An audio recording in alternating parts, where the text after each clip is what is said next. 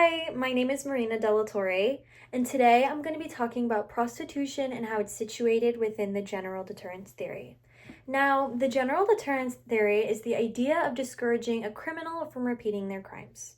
According to the Australian Institute of Criminology, general deterrence measures include the existence of laws, police, courts, penalties, and prisons to create a general social climate environment, which is then used to, quote, deter deviant or unlawful behavior. Basically, general deterrence deems an action as bad culturally and then enacts punishments for it in order to lessen its influence on society. This theory applies to prostitution, as prostitution and sex work is seen as a morally perverse aspect of society. It contains a lot of cultural stigma and associations with deviant behaviors and illegal activity, and sex workers rest at the bottom of the social pyramid. The general deterrence theory emphasizes the efforts made through legal and judicial systems to curb deviant and unlawful behavior deemed so by culture.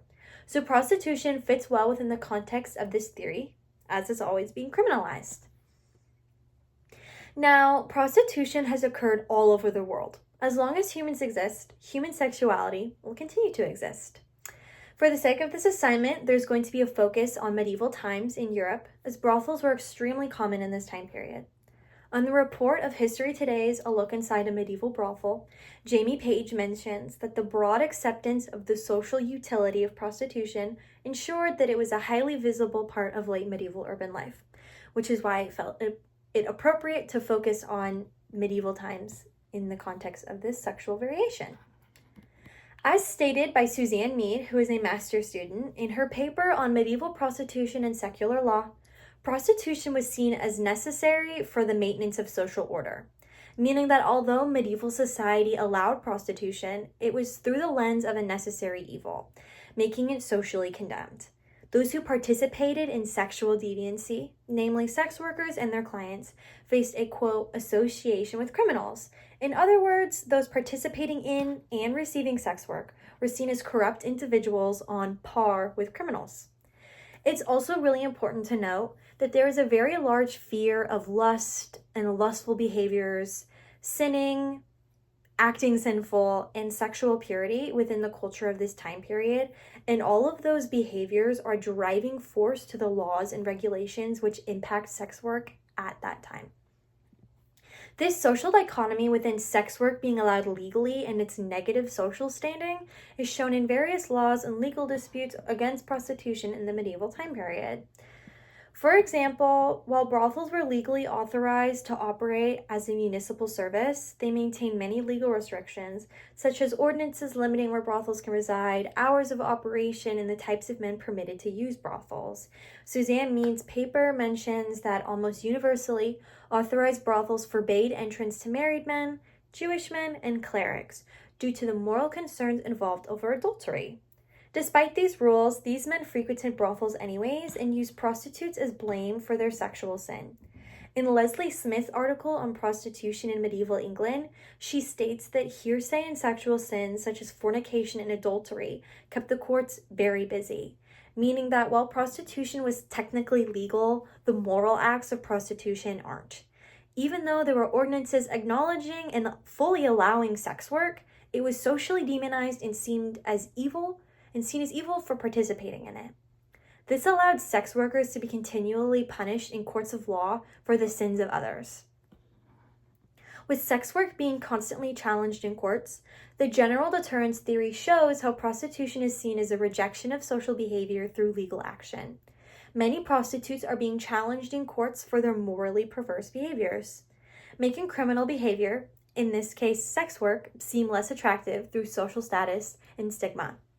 Despite individuals participating in brothels, they had fear and disdain towards sex work due to prostitutes' social standing.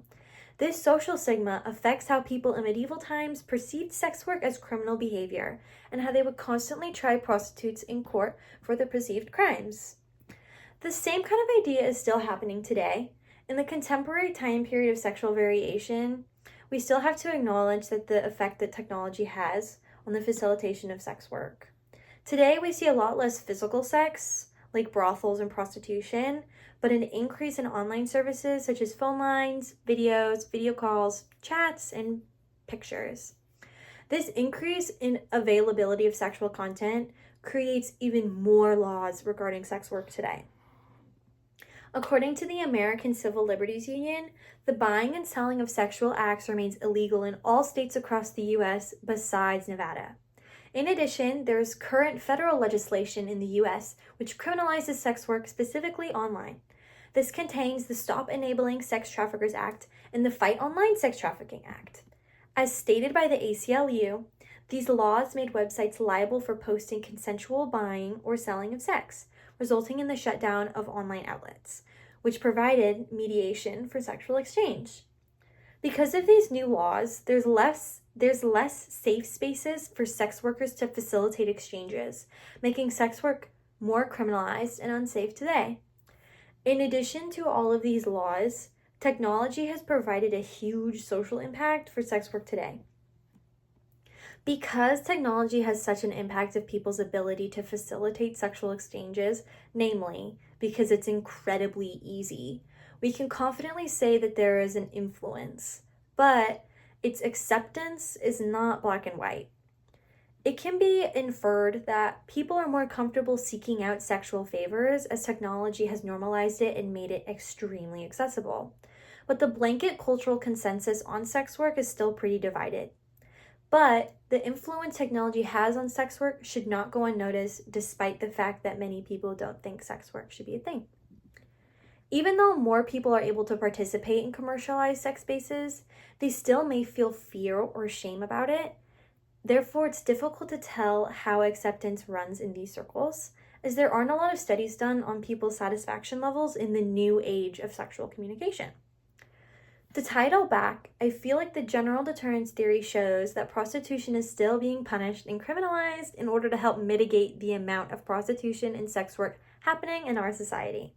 Socioculturally, we see prostitution as something bad or sinful with very devious and morally bad behaviors. And this negative thinking directly influences the kind of laws and penalties that we inflict on sex workers and their clients. I personally think that the theory of general deterrence holds up on both ends, historically and contemporarily within the sexual variation, as sex work is criminalized due to its social stigma. People's negative perceptions of it, in turn, affect the legislation made for it. General deterrence punishes people in order to lessen the crime. That's exactly what's been happening to prostitutes and people who engage in sex work since it's been a thing. Now, I personally think the acceptance level of sex work currently is not really going to go up. I think because of the extreme rise of conservatism and an unsafe political landscape for individuals who participate in sex work, namely immigrants, poor people, and women, I think that sex work is going to be continually demonized, but there's going to be an increase in the amount of use of sexual service within society. In other words, we're still going to say it's bad, but we're all going to be using it more. That's it. I hope you guys enjoyed my presentation, and I hope you learned something from it. Thank you so much for listening.